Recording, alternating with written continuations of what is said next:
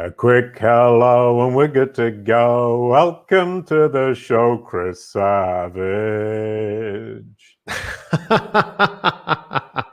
Well, thank you. Thank you. What a welcome. Yeah, you said you were really good at feigning surprise. That was really good. And my big worry is that when Anton puts that sign up at the beginning, I can't see the name anymore. So I've got to memorize it just before I start saying Yeah, it's hard work. It's hard work. Chris Savage is a hard one. You know, you never see it coming. No, not common at all. In fact, talking of which, we're going to start with the brand SERP. I mean, I love starting with the brand SERPs. I look at my guests on Google, and your knowledge panel, I mean, if we put up that first screen, is astonishing. You are put alongside Rand Fishkin, who I know, which is fine, but Jeff Bezos, Richard Branson, wow. Wow. I mean, yeah, that's esteemed company, if I may say so. That's in New York City. So Chris Savage is obviously somebody Google has understood phenomenally well. I think you're probably in the right company because you're a bit of an entrepreneur, aren't you? You could say that. You could say that. Yes. I never thought I'd describe myself as an entrepreneur, but I think after 14 years of building a business and I love building company. Well, building companies, building this company. I love solving hard problems. I love waking up and actually not knowing what I'm going to do that day, which is like the freedom, I think, of building a company lets you do that. Oh, I love that. I love waking up and not knowing what I'm going to do that day. Brilliant stuff. One thing is that Google hasn't understood that you're an entrepreneur. It's obviously put you in this group, but you should really have a subtitle there. Chris Savage, entrepreneur would be. You're right. It should say that. What the hell's wrong, Google? Why are you acting like this?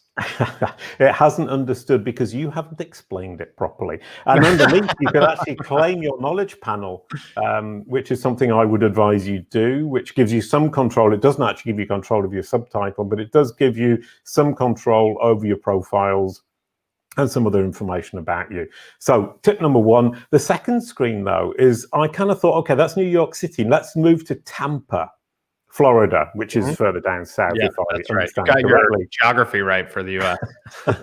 Which was the discussion just before we came on, how bad my geography of the US is. But underneath, you can see there's another Christopher Savage who's in that area. So Google is actually saying, I'm not sure which one you mean. I think you probably mean this Chris Savage, but I'm not going to put a description because I need the space to propose this other Christopher Savage who is geographically potentially more interesting to the person, or more probabilistically more the intention of the person. And if we move to the next one, as we move further away, we move to, if I remember rightly, that Leeds, which is where I was born. All of a sudden, it isn't going all out and showing everything about the Chris Savage we know and love.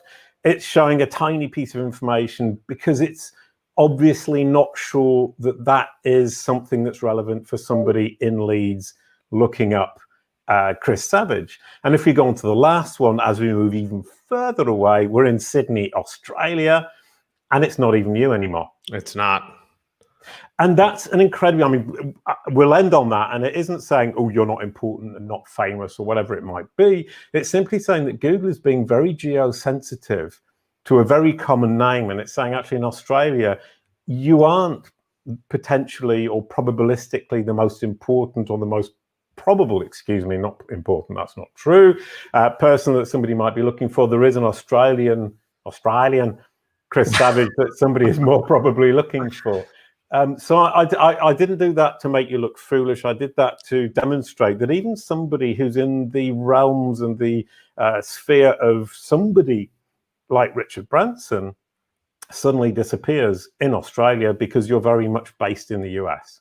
Well, it's funny, if you told me when I started, or even 3 years ago, 5 years ago, that I would be the dominant search in most of these places, I would be shocked. So it's not like something I'm trying to do, but it's still shocking. And I hope Christopher Ivor Savage in Australia is doing well. And I assume that he's up to many important things. So thank you for enlightening me to his existence.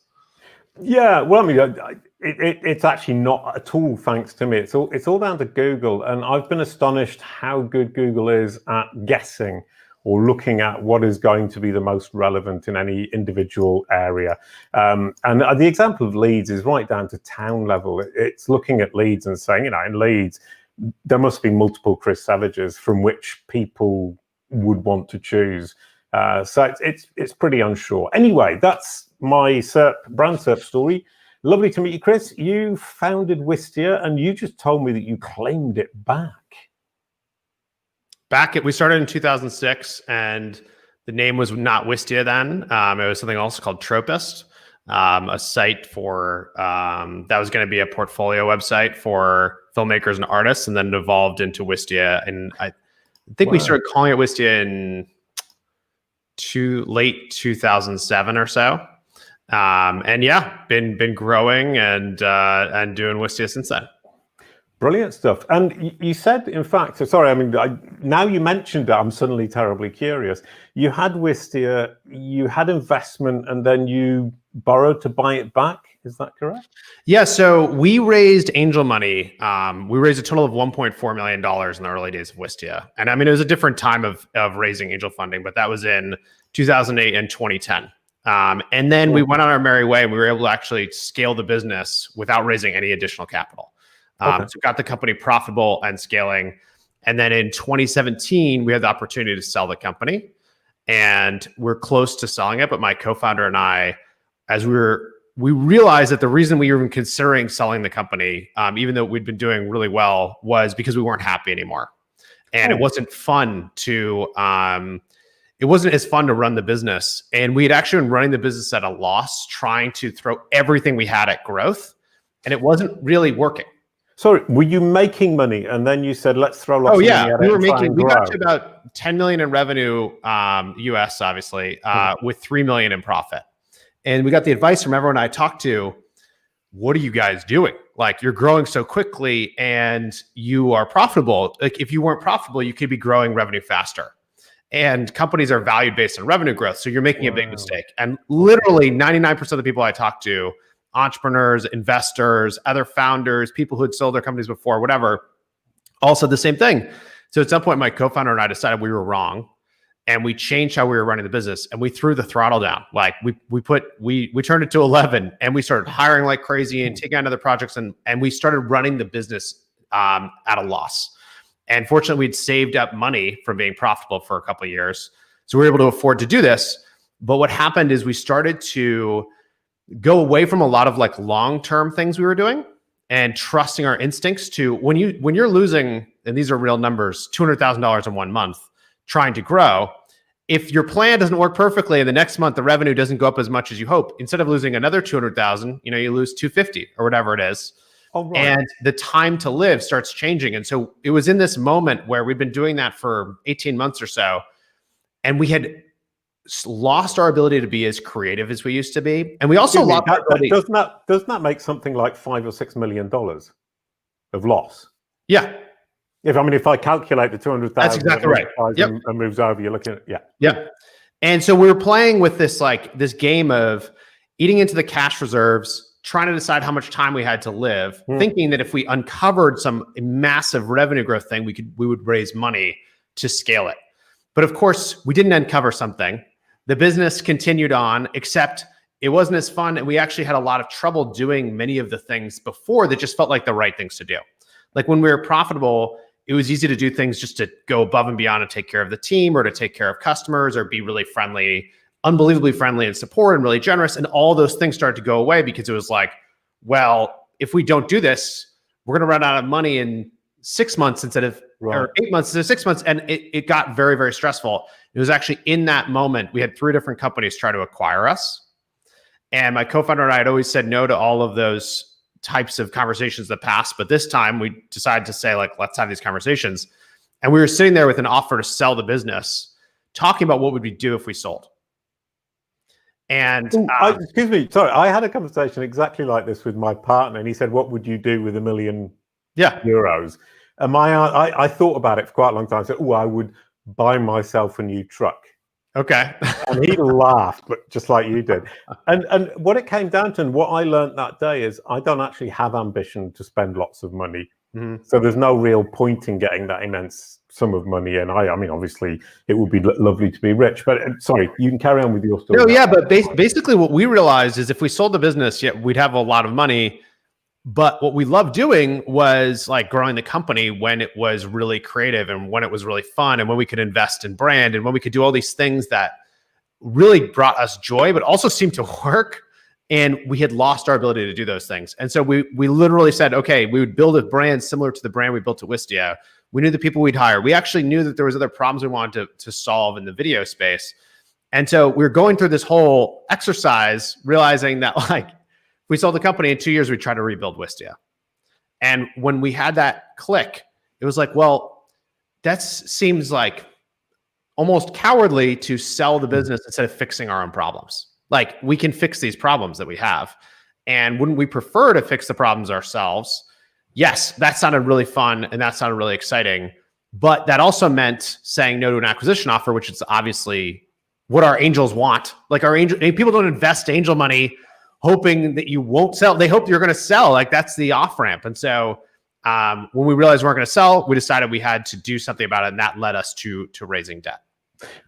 Then the question is, did you actually solve those problems once you decided not to sell? Well, yeah. So what we did is we raised $17.3 million in debt and did a leveraged buyback. So it was like we sold the business for our investors and actually for employees as well, who we'd given options to, because we thought we were going to sell the business. We give them options. So they all got to get liquidity, and it allowed Brendan and I, my co-founder, to take total control of the company, because the share classes all changed and everyone ended up with the same share class as us. So even if you didn't sell, it was very clear, like Chris and Brendan control everything. And then it worked really well. So we swung EBITDA. The year we did the buyback, we realized midway through the year that we were going to make this change. And so we had negative EBITDA of about $500,000 that year. Right. And then the year after, we had positive EBITDA of $6 million. But what also happened is, we raised debt when we were not profitable. So the debt was really expensive. So we were able to refinance the debt. And then that led us to this path of like, oh, okay, this is working. And we started to invest more in all those things we wanted to invest in. And that worked. Like revenue growth actually went up, even though we became very profitable. So it's very counterintuitive to the general advice and worked out really well for us. And I think it's an example of just like, sometimes people think that like taking a big risk means taking a big financial risk, but sometimes you can't take the big risks unless the financials are in a good spot. And that's something that's a story that's not told as much. And it's a part of the lesson for us in all of this. Well, I do like the fact that you're talking about actually keep hold of your baby, work on what you want to work on with your baby rather than kind of go for the big bucks immediately. I mean, Wistia, I don't know the company incredibly well, obviously video platform. Do you feel immense attachment to it?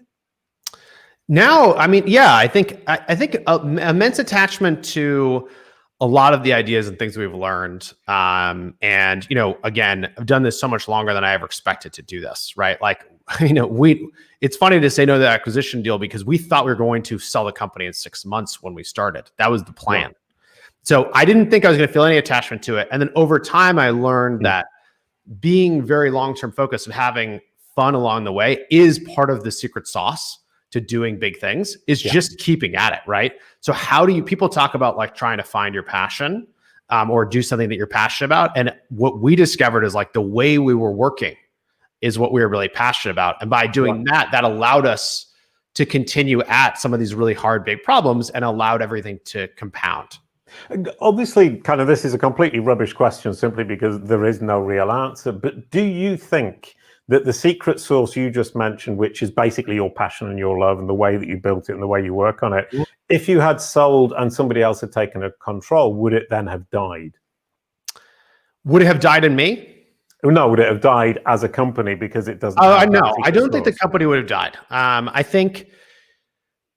I think that we, if anything, like continue to under monetize it, and that was like, I think what made it attractive as an acquisition target is like many of the things we've done are very generous. And so people look at that and they're like, well, we could make much more money with Wistia if it was in someone else's hands. So I don't think the company itself would die. And I think that it depends obviously on like there's some acquisitions where companies flourish, right? Because like they suddenly have the umbrella and the freedom to grow in a better way. Usually that has to mean like the DNA of the acquirer and the acquiree are like incredibly tightly matched. I don't think that would have happened with us, but I think the company would have grown if we had sold it. Right. I mean, I'm sorry, I'm actually really interested in this because I did a Buwan Koala was my blue dog and yellow koala cartoon, and we had 5 million visits a month for a kid's site in 2007.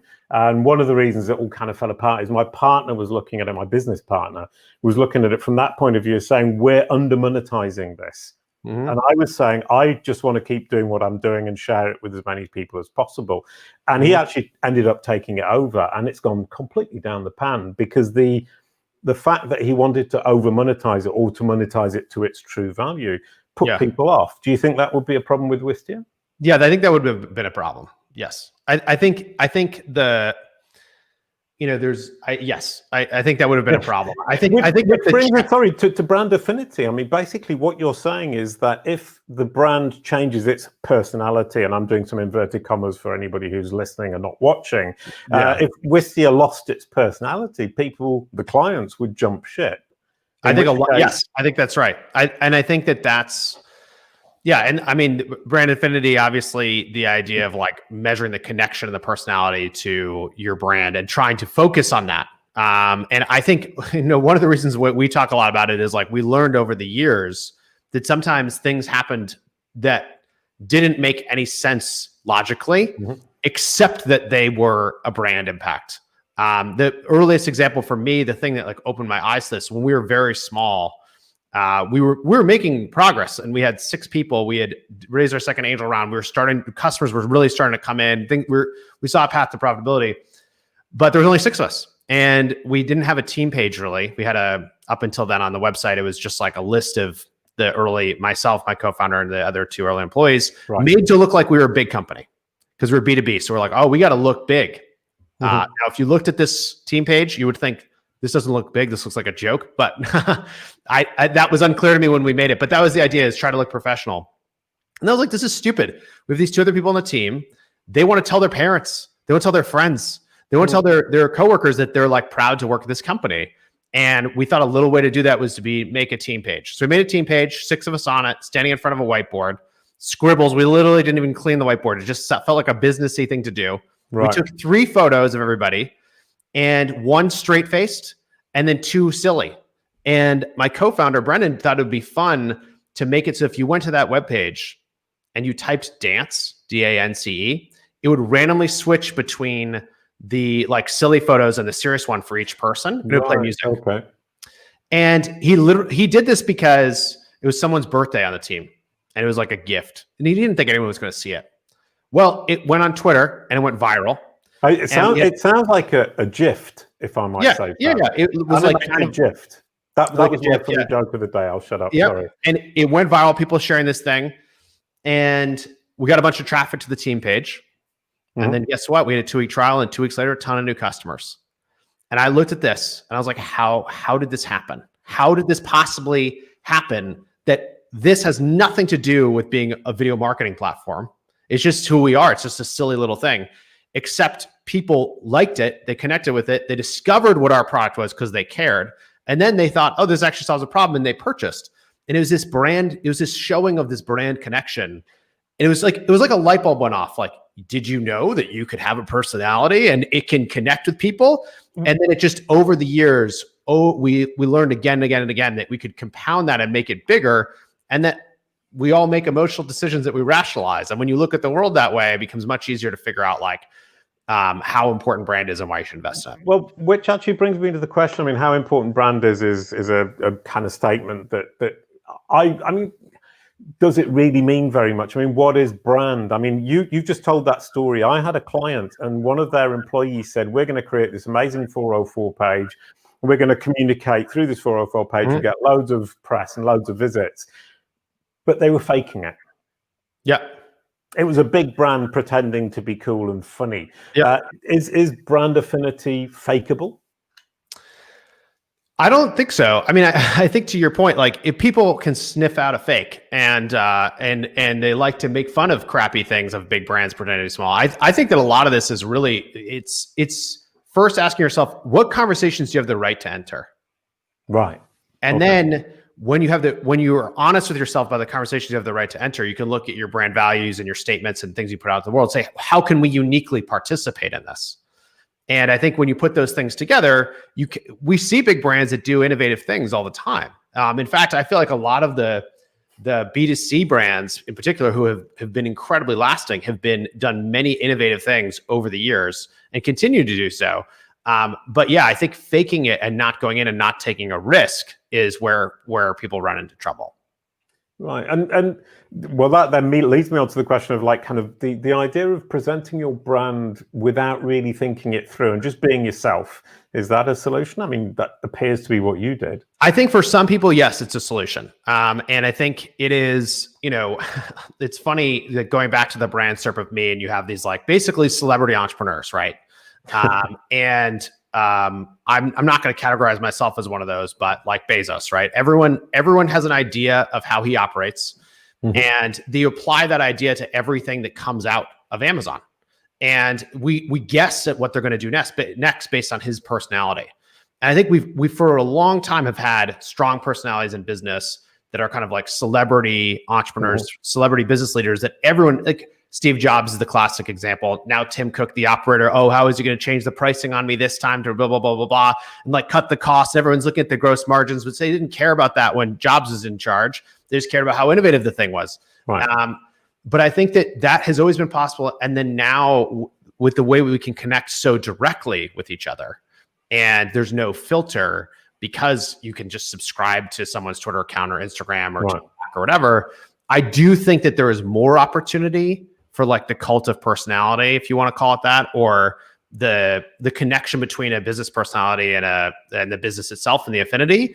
But I think that it's also, as there's more of it, you have to do, if that's your only strategy, you have to do more outrageous things to stand out, which I think is like, shows us a little bit, where we're also seeing wildly extreme things today. I think that's partially the reason why. Sure. I mean, that example of Tim Cook and Steve Jobs is interesting from the fact that Steve Jobs is presumably, he was like that.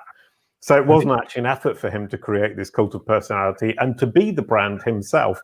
Tim Cook is obviously less like that. So the brand is now Apple and the cult of personality has disappeared. And so Tim Cook's problem, this is my reading of it, he needs to build the cult of personality, the brand affinity with Apple. Yeah, I think he's trying to do it with inclusion and accessibility. That's what I feel like Apple's doing. And, throw privacy in there. They're like morally right. Like that's kind of their approach. And, the privacy stuff dictates everything about their business model now, right? Because everybody else they're competing with is monetizing with ads. And they're saying, we're not going to do that for the most part. You can trust us. And that's their big bet. And I think accessibility is another one that he's pushed really hard and has changed the industry, but is very, very different than buying a product just because it's like cool, because it makes you cool. And I think Tim Cook relies more on the ads and the copy and the design. And Jobs relied on those things too, but I think his personality, his like rebel coolness, kind of like did a lot of the work for the brand itself. But I mean, that's something you can't invent. You can't pretend to be when you're not. I mean, coming back to Wistia, I mean, from my point of view, your profile is much lower. I mean, I've heard of Wistia, but I'd never heard of Chris Savage until somebody pointed out that you were actually the creator, the founder of Wistia. You're taking a kind of backseat, and from what I understand, Brendan, your partner, even more so. So it's Wistia that's the brand, and you've developed brand affinity with Wistia rather than with yourselves. Yes, and there was a conscious decision because there was a moment when I was the only one in everything, and I felt that thing happening of it being more connected to me and my personal Twitter and stuff, and it seemed like this is a mistake because how can we scale this? Like, I need to build a company. I can't spend my time doing this. And I'm not the best person to do it. It's not like I'm trained in this. Like, I've figured it out. And so it was a conscious decision that we would make Wistia a human brand and that we wanted you to feel connected to the different people in the organization. So if you go to the website, you'll see actual Wistia employees in videos, teaching things, explaining things, in support, all across everywhere. We want everyone to feel approachable and creative and like willing to take like some risk and a little hip and a bunch of different and a little weird. But that's kind of like, that's the Wistia personality, and it shows through all these different people versus like, all right, we're going to just try to make it about me or just about Brendan. Right. And from my point of view, I mean, taking us from the outside, Wistia is a video company. Therefore, you have a lot of video. Video makes it easier to connect with people. Therefore, you already have an advantage on the rest of us in that you're natively video, as it were.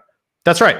Yeah. And it's funny. We were afraid to get on video at first with ourselves because that's ironic. I know. And it's very ironic because we thought people would see us and be like, whoa, I can't trust this little organization of 6 people, 8 people. Right. Like, of course, the opposite thing happened, which was I didn't understand that what we needed to do was attract the early adopters and the people who wanted to work with a company because it was 6 or 8 people.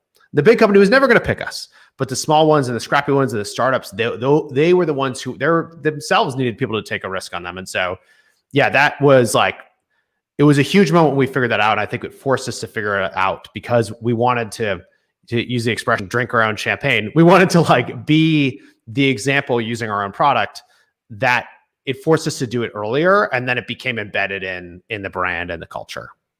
Right. Okay. I mean, I personally, until last year, had done very little video. Anton from SEMrush got me into the webinar sphere. And since the beginning of 2020, I've been doing video interviews for the podcast. I found it to be both very powerful, but also very time consuming.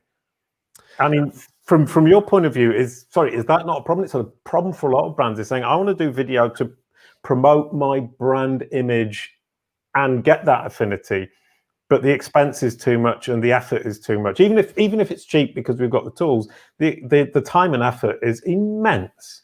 Yes, you have to believe in the power of it, or you have to have seen the power of it.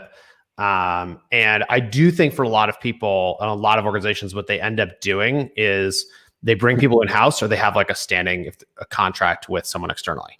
And when you start to do that, the math changes, because if you have an expert who knows what they're doing.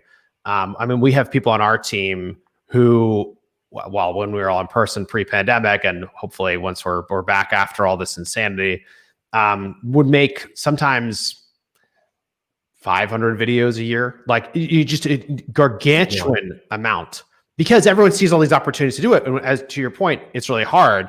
But it's like, hey, I'm Jason. I'm going to go do an interview with Jason today. Can someone help me? And they're like, yep, boop, it's set up, go. And so actually, it didn't take any effort to get ready. Or we have a product launch coming out and someone's already thinking, I need to create something so that someone can lean back and learn and be entertained and discover what this product is. I think the thing I've learned, though, is that people want it all. Like the big shift is that the audience is actually in control. The audience wants to decide if they want to watch something, if they want to listen, or if they want to read and scan.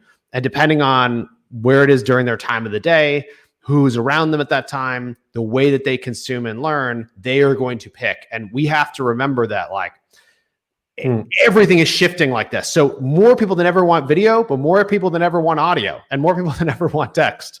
And I do think that we have to, that makes it hard. But I think if you can have the internal team or the approach to, if it's yourself to do this, you do open up the opportunity to connect with people in a very different way.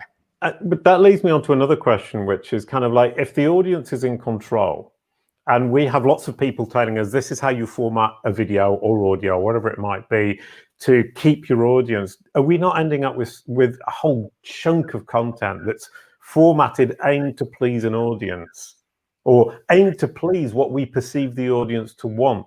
Isn't that a mistake? Well, it just depends if you're learning from the audience or not. I think if you're just always in your ivory tower, then yes, it's a huge mistake, which I think is the point you're making. Like if we're just trying to please the audience and guessing at what they want, it's not going to work. I think a lot of this is if anyone's investing hugely in content, if you're making a podcast, you're making a video show, if you're doing documentaries, if you're writing books, if whatever it is, if you're going to a conference store and you're not actually treating the content itself like a product, you're making a mistake, right? Like you have to treat it like a product where you go and connect with the customers and say, did you like this? Did you not like this? What can I do better?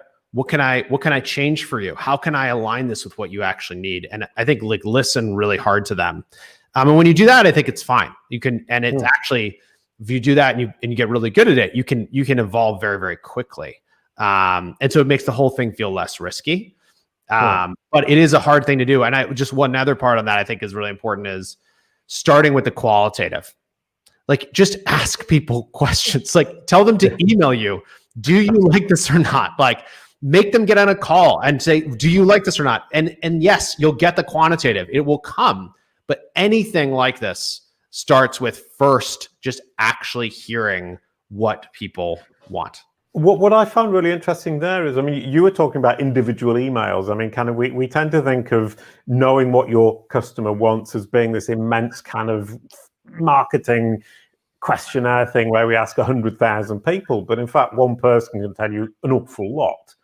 Oh my gosh. I mean, if you could see the number of mistakes I made where we were just doing the quantitative testing of things and ignored the qual, like it's crazy. I mean, we did so many A/B tests on our site trying to make the onboarding better, blah, blah, blah. It's like, oh, it's not actually a statistical significance on this page. Like it's going to take 2 months to get us there, whatever. And then someone had the idea. They're like, well, what if we just do live user testing? We'll get 10 people on the page. Like, okay, do that. Guess what? The next day, 2 days later, we have an answer. And it almost always aligned with the quantitative answer that took months to get. And I was like, this is insane. Why are we not using this in our toolkit? Like we have to actually just ask people.